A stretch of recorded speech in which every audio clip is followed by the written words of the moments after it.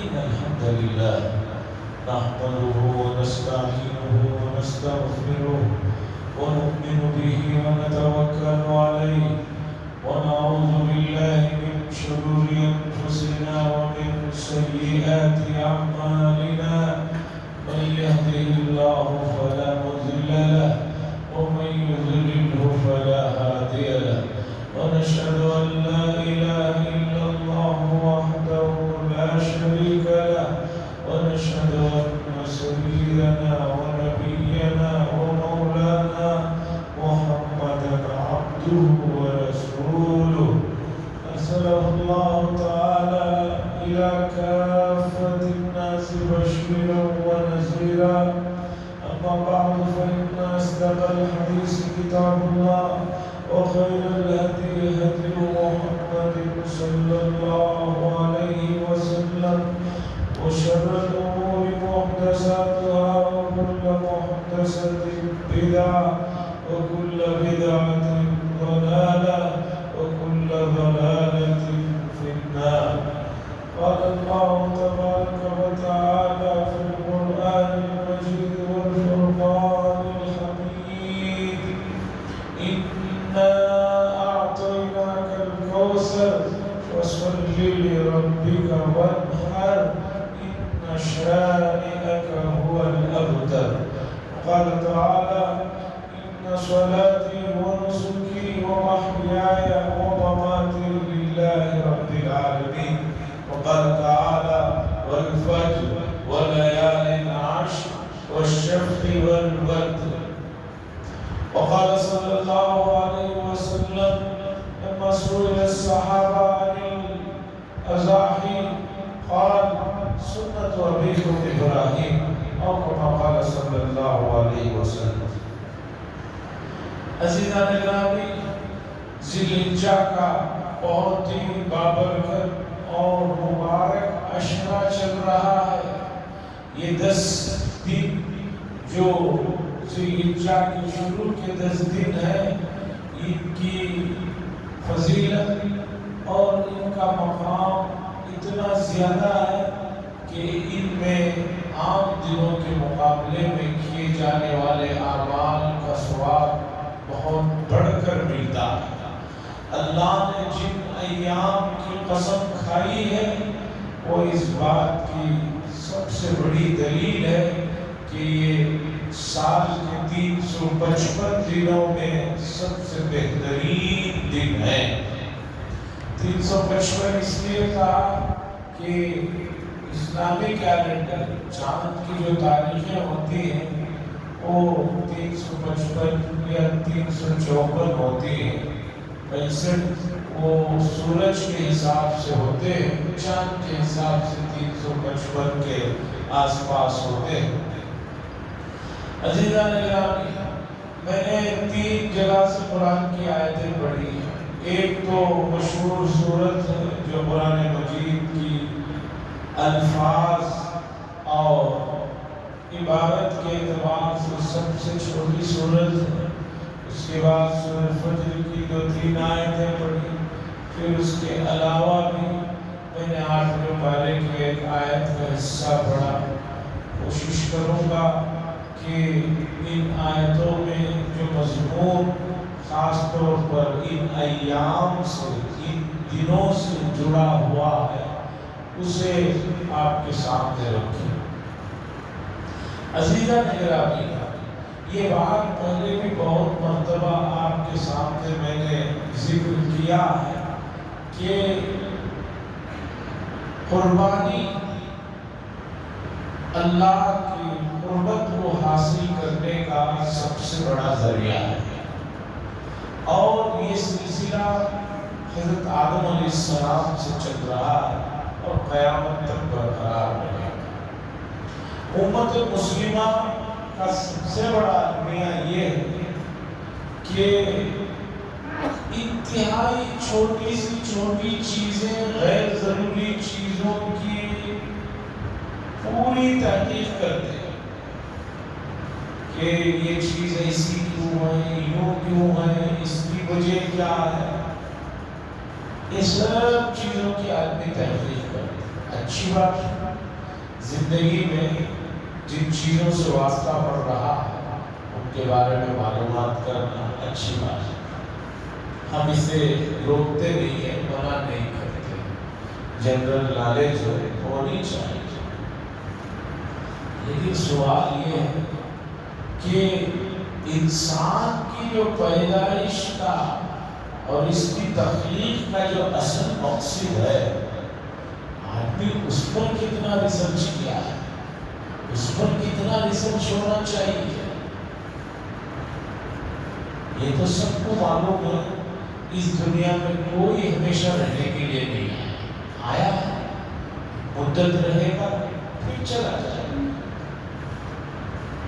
اور اس بات کو گاؤں والا بھی مانتا ہے، شہر والا بھی مانتا ہے، انڈیا والا بھی مانتا ہے، امریکہ والا بھی مانتا ہے، مسلم بھی مانتا ہے، غیر مسلم، سب لوگ مانتے ہیں کہ اس دنیا میں کسی آدمی کو دوام نہیں ہے، پیشگی نہیں ہے، سب آتے ہی چلے جاتے۔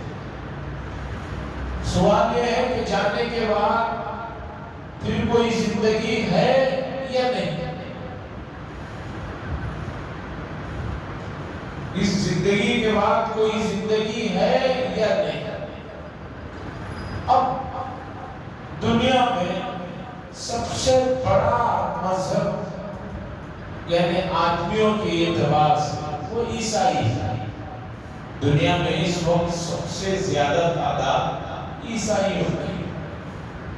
آپ عیسائیوں سے پوچھئے، وہ آپ کو یہی کہیں گے کہ بھئی اس زندگی کے بعد ایک اور زندگی ہے۔ اس کے بعد سب سے بڑی تعداد امت مسلمہ کی۔ امت مسلمہ کی بات تو آگے کروں گا۔ اس کے بعد دوسری بڑی تعداد ہے برادران وطن کی، ہمارے مذہب، ہمارے ملک میں رہنے والے برادران وطن کی تعداد دنیا میں مذہب کے اعتبار سے مسلمانوں کی بات سب سے زیادہ ہے۔ ان سے پوچھئے، ہندو بھائی بھی یہی کہتے ہیں کہ بھئی اس جنم کے بعد ایک اور جنم ہے۔ یہ بات یہ لوگ بھی مانتے ہیں۔ اب تیسری بڑی تعداد مسلمانوں کی، ہمارا تو عقیدہ ہی ہے، قرآن کا 1/3 حصہ جو ہے آخرت سے متعلق لگا ہوا ہے۔ اور یوم آخرت کے لیے قرآن میں مختلف نام دیے، یوم الدین کا، جزا والا دن کا، آخرت کا، جو بھی بہت سارے نام ہیں وہ سب جو ہے آنے والی دوسری دنیا کے نام ہیں۔ اب چوتھا مذہب یہودیوں کا ہے۔ یہودیوں سے پوچھئے کہ بھئی اس زندگی کے بعد کوئی اور زندگی ہے؟ وہ تو کہتے ہیں بالکل ہے، اور ہم ہی سب سے اللہ کے لاڈلے ہیں، جنت ہمارے لیے ہی بنائی گئی ہے، وہ بھی اس بات کو مانتے۔ اب پوری دنیا میں چند ایسے افراد ہیں جو کسی مذہب کو نہیں مانتے، ان کی کوئی بہت بڑی تعداد نہیں ہے۔ وہ لوگ کہتے ہیں کہ اس دنیا کے بعد کوئی دنیا نہیں ہے۔ تو اس چھوٹی سی تعداد کو چھوڑ کر دنیا کی باقی پوری تعداد یہ مانتی ہے کہ ایک دنیا اور ایک انسان کے ختم ہونے کے بعد اسے ایک اور دنیا ہے۔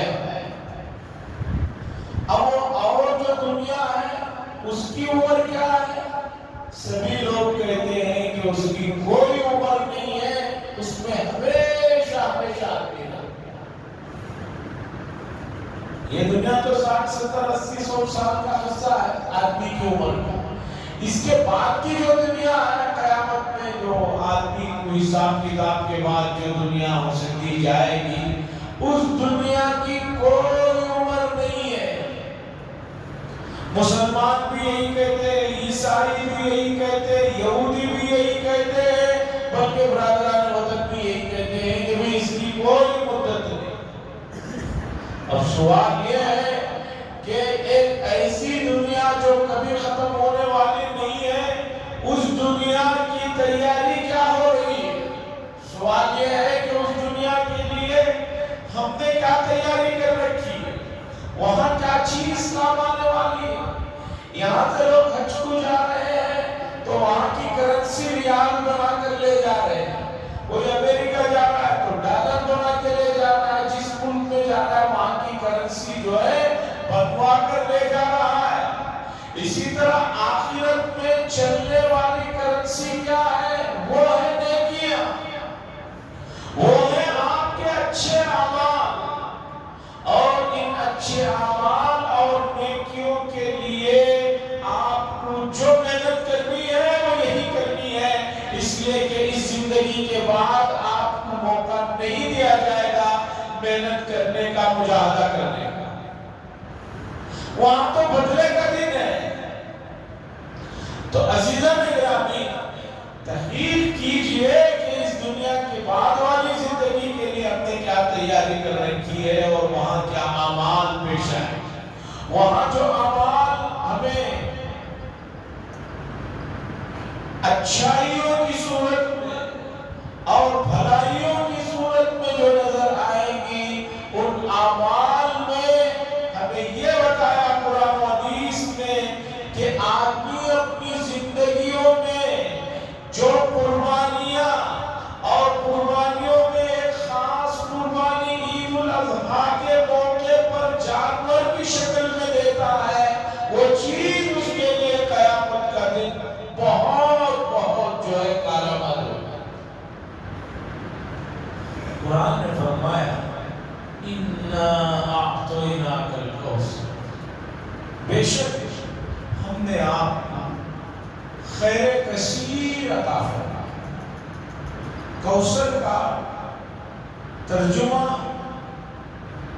عموماً مفسرین حوض کوثر سے کرتے ہیں کہ قیامت کے دن رسول اللہ صلی اللہ علیہ وسلم کو ایک بہت بڑا اعزاز بخشا جائے گا. میدان محشر میں آدمی جب پیاس سے تڑپ رہے ہوں گے، کوئی وہاں پر پانی کا انتظام نہیں ہوگا، تو وہاں رسول اللہ صلی اللہ علیہ وسلم کو ایک حوض عطا فرمایا جائے گا جس کے پانی کی حدیث میں یہ تفصیلات آئی کہ دودھ سے زیادہ سفید ہوگا، شہد سے زیادہ میٹھا ہوگا، اور اس میں پانی پینے کے لیے جو برتن رکھے ہوئے ہوں گے وہ آسمان میں جو ستارے ہیں اس سے زیادہ برتن رکھے ہوئے ہوں گے امتیوں کو پینے کے لیے. تو حوض کوثر اس کا ترجمہ کیا جاتا ہے، لیکن مفسرین مانتے ہیں کوثر کے معنی ہے خیر کثیر کی، یعنی بہت زیادہ خیر اے نبی صلی اللہ علیہ وسلم ہم نے آپ کو عطا کیا. کتنا خیر کثیر عطا فرمایا اللہ نے، اس کی چھوٹی سی مثال لے لیجئے. دنیا میں ایک منٹ بھی ایسا نہیں گزرتا جس میں رسول اللہ صلی اللہ علیہ وسلم کا نام نہ لیا جائے. اشہد ان محمد رسول اللہ اذان کی شکل میں پوری دنیا میں ہر وقت یہ نام لیا جا رہا ہے اور لیا جاتا رہے گا. اس کے علاوہ جو حضرات نمازوں میں درود پڑھ رہے ہیں، اس کے علاوہ جو لوگ درود پڑھنے کے عادی ہیں، وہ مسلسل نبی کریم صلی اللہ علیہ وسلم کا نام لے رہے ہیں. تو کوثر یعنی خیر کثیر ہے نبی ہم نے آپ کو عطا فرمایا. سروے رپورٹ بتاتی ہے دنیا میں سب سے زیادہ جو نام اس وقت رکھا گیا ہے، رکھا جا رہا ہے، وہ ہے میرے اور آپ کے آقا حضرت محمد رسول اللہ صلی اللہ علیہ وسلم کا نام مبارک محمد. اللہ فرماتے ہیں اتنا خیر کثیر ہم نے آپ کو عطا کیا، تو اب آپ کو کیا کرنا ہے؟ فصل نماز پڑھیے. نعمتوں کا شکرانہ نماز کے ذریعے سے ادا کیجیے، اس لیے کہ نماز وہ پیارا اور اعلیٰ طریقہ ہے جو اللہ کے شکرانے کو ادا کرنے کے لیے اس سے بہترین طریقہ دنیا میں نہیں.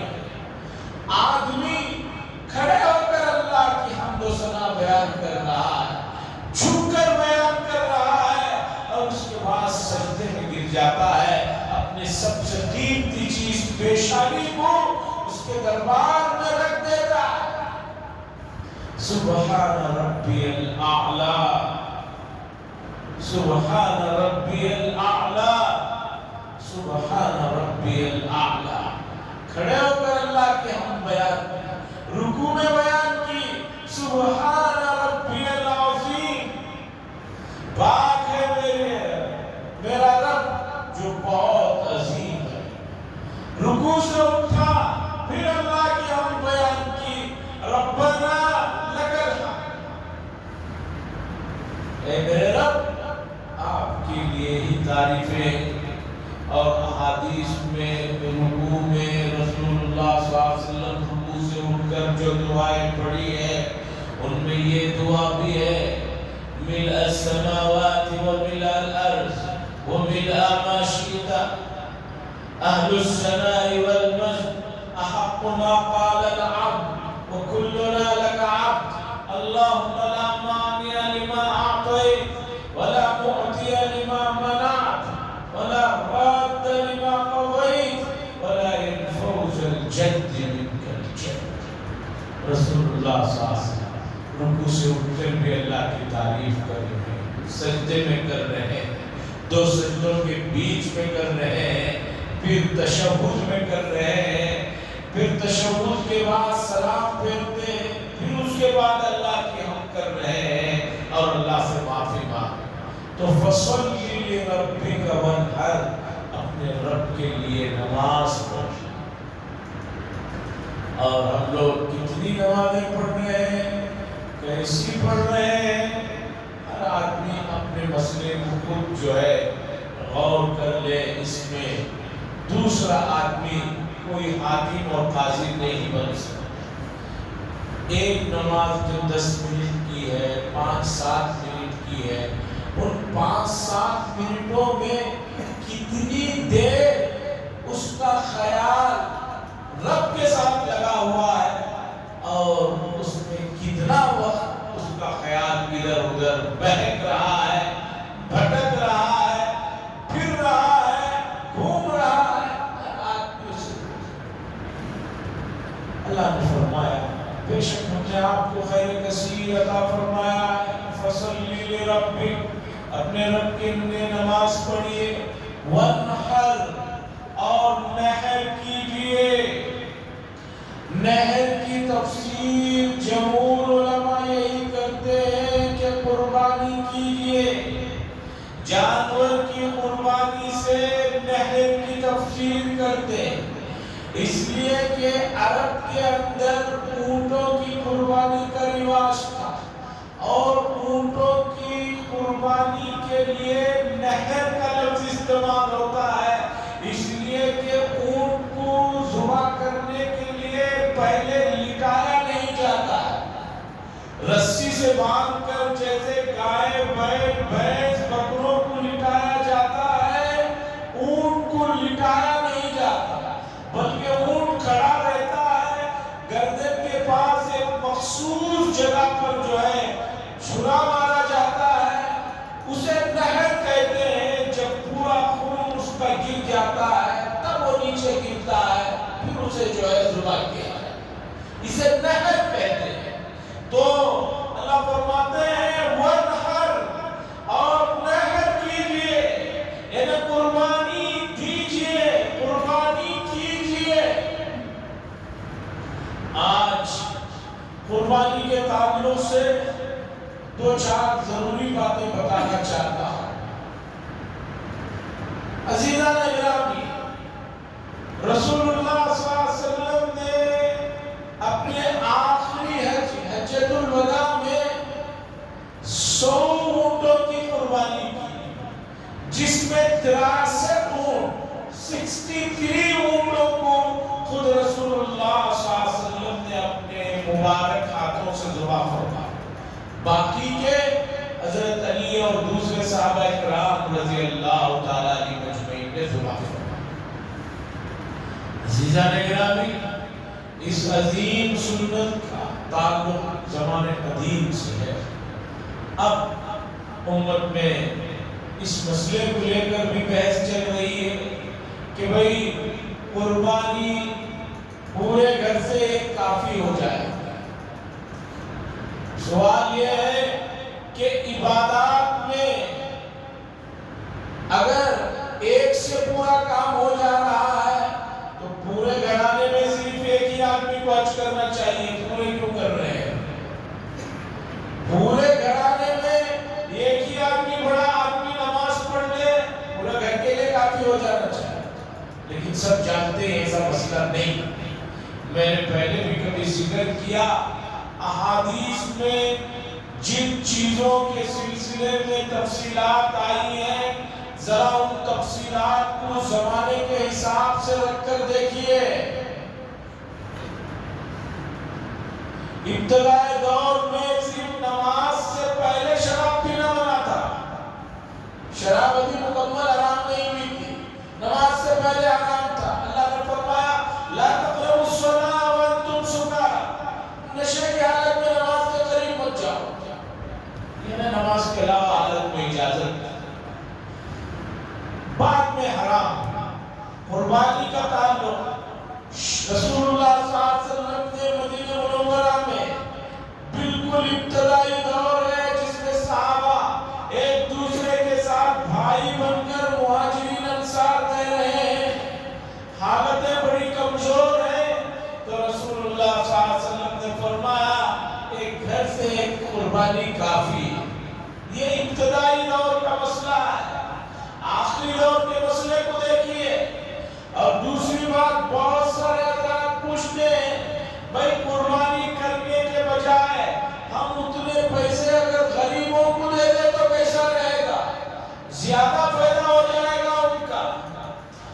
حاضرین اکرام سن لیجئے، آپ کو غریبوں کو ہی دینا ہے تو شریعت نے زکوٰۃ کا قانون مقرر کر رکھا ہے. زکوٰۃ کے ذریعے سے ان کی مدد کیجئے، صدقے کے ذریعے سے ان کی مدد کیجئے. قربانی صرف گوشت کھانے کا یا بانٹنے کا نام نہیں ہے. یہ دراصل ابراہیم علیہ السلام کی اس عظیم الشان سنت اور اس عظیم الشان جذبے کی یاد دہانی کرانا ہے.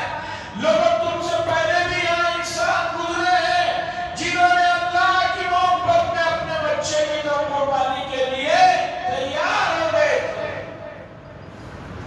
شریعت کے احکامات میں اپنی عقل کا استعمال مت کیجیے. میں بار بار کہتا ہوں یہ مسئلہ قرآن و حدیث سے کہ شریعت کے احکامات میں اپنے عقل کا استعمال مت کیجیے.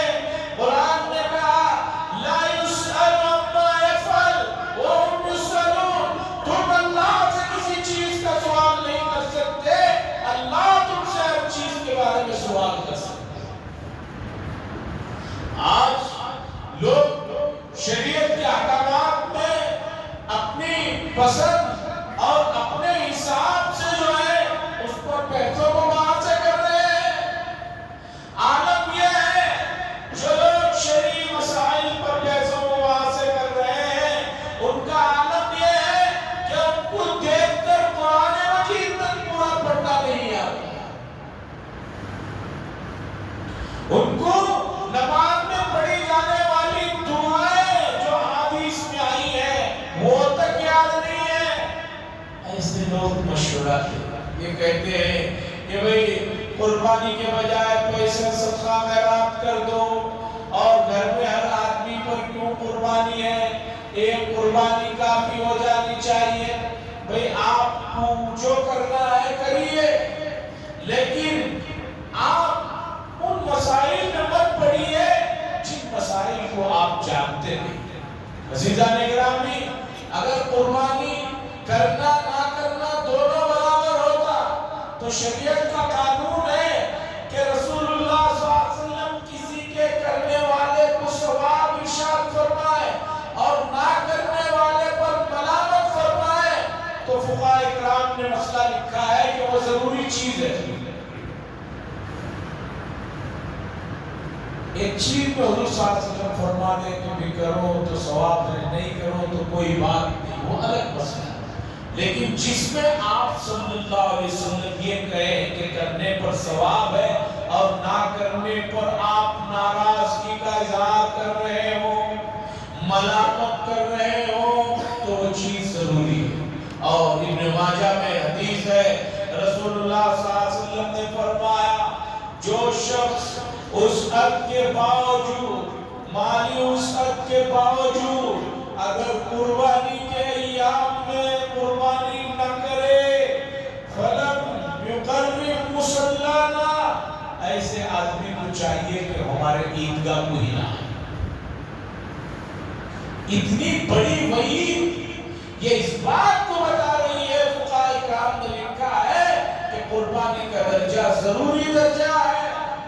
من پسند کا حساب نہیں ہے کر لیے نہیں کر لیے. تو یہ وعید بتا رہی ہے کہ رسول اللہ صلی اللہ علیہ وسلم نے قربانی کے لیے بڑی تاکید کی. اور سنیے حدیث میں ہے کچھ لوگوں نے نماز عید سے پہلے قربانی کر دی. حضور صلی اللہ علیہ وسلم کے زمانے میں تو حضور صلی اللہ علیہ وسلم نے فرمایا جو شخص نماز عید سے پہلے قربانی کر لیا اسے چاہیے کہ اور قربانی کرے. تو پتہ چلا قربانی اگر ضروری نہ ہوتی تو پھر رسول اللہ صلی اللہ علیہ وسلم یہ کیوں فرماتے ہیں کہ جو نماز سے پہلے کر لیے ہیں وہ دوبارہ قربانی کرو. یہ حدیث بھی بتا رہی ہے کہ قربانی ضروری چیز ہے اور اسی کے ساتھ اس کا وقت بھی متعین ہے.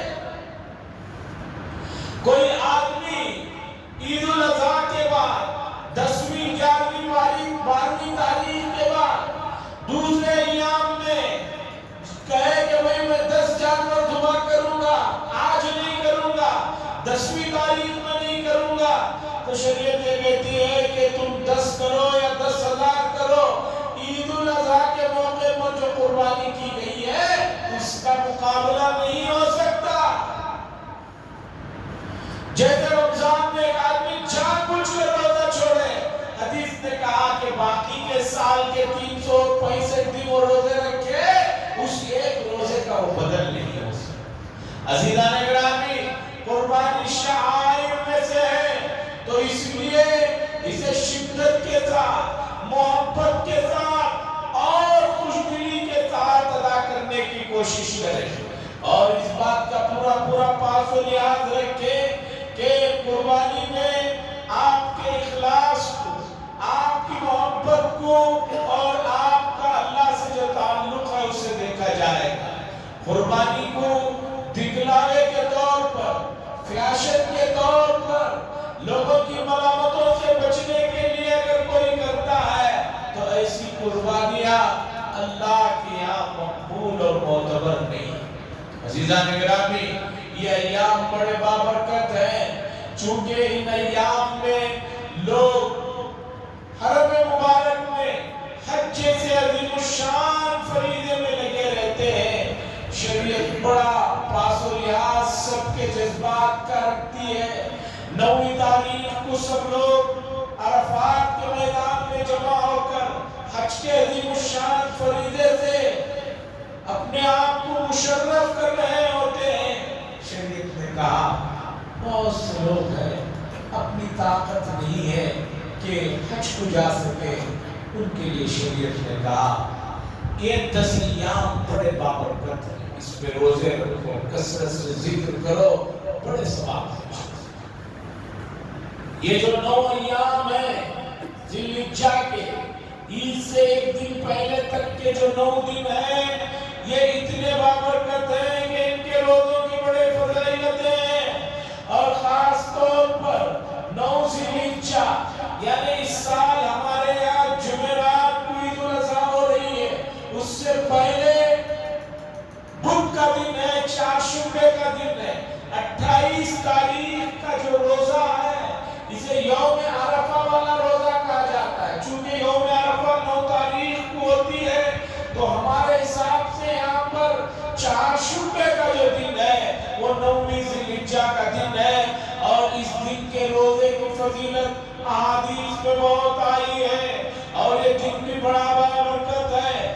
اور اس سے لگی ہوئی رات 9ویں تاریخ کو مغرب کے ساتھ 10ویں شروع ہو جاتی ہے ذوالحجہ کی، وہ تو بہت ہی بابرکت ہے، تو گویا شریعت یہ چاہتی ہے کہ روزے کے ساتھ آدمی رہے، پھر مغرب میں اس بابرکت دن میں شامل ہو جائے، اور ایسے ایام میں عیدین کی رات میں دعائیں بہت زیادہ قبول ہوتی ہیں۔ اور آج امت مسلمہ کو بڑی شدید حالات کا جو ہے سامنا ہے، امت مسلمہ جو ہے ہر میدان میں پیچھے ہوتی جا رہی ہے، پیچھے کیا جا رہا ہے، پیچھے تبھی کیا جاتا ہے جب آپ کے اندر آگے بڑھنے کی سکت نہ ہو۔ اگر آپ کے اندر آگے بڑھنے کی سکت ہے تو کسی کے اندر اتنی ہمت نہیں ہے کہ وہ آپ کو پیچھے کر سکے۔ آپ آگے بڑھنا ہی نہیں چاہتے، آپ ترقی ہی نہیں چاہتے، امت جو ہے آگے بڑھنا ہی نہیں چاہتی۔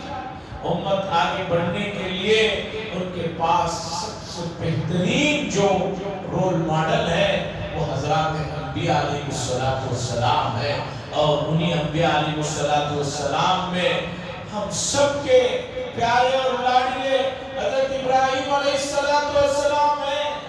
ان کی زندگی کو جو ہے اپنی زندگیوں میں لانے کی کوشش کریں، اور اللہ کی محبت کی جو آخری انتہا ہو سکتی ہے وہ ان کی زندگی سے سیکھیے، اور آدمی محبت ہی میں آخری درجے کو پہنچتا ہے، محبت ہی میں آدمی کی بھوک ختم ہو جاتی ہے، محبت ہی ہے جس میں آدمی کو کوئی چیز کا جو ہے ہوش نہیں رہتا۔ ہم چاہتے ہیں ابراہیم علیہ السلام کے طور طریقوں کو اپنائیں، اور اللہ کی محبت کو اپنائیں، اللہ کے قریب ہو جائیں، اور انہوں نے جو اپنے بیٹے کی قربانی دی اس کے بعد اللہ نے اس طریقے میں جانوروں کی قربانی کو جو مشروع فرمایا، اس عمل کو اپنائیں، اور شریعت پاکی صفائی کا بھی بہت پاس و لحاظ کرنے کا حکم دیتی ہے، بہت پاس و لحاظ رکھیں، اس لیے کہ بارش کے ایام ہے، بارش میں گندگیوں کو پھیلنے میں زیادہ دیر نہیں لگتی، اور بیماریوں کے زمانے سے گزر کر آئے ہیں، اور نئی نئی بیماریوں کے دریافت ہونے کا مسلسل سلسلہ جاری ہے۔ اس لیے ہماری گزارش ہے کہ پاکی صفائی کا خیال رکھیں، اور اپنے بچوں کے ہاتھ میں جانوروں کو نہ دیں کہ وہ نمائش کرتے ہوئے پھرتے رہیں۔ اور تیسری اور بڑی گزارش ہے، آپ قربانی اللہ کے لیے کر رہے ہیں، اپنی جانوروں کی تصویریں اور ویڈیو یہ سوشل میڈیا پہ ڈال کر جو ہے ملک میں بدامنی کے ماحول کو جو ہے آواز نہ دے۔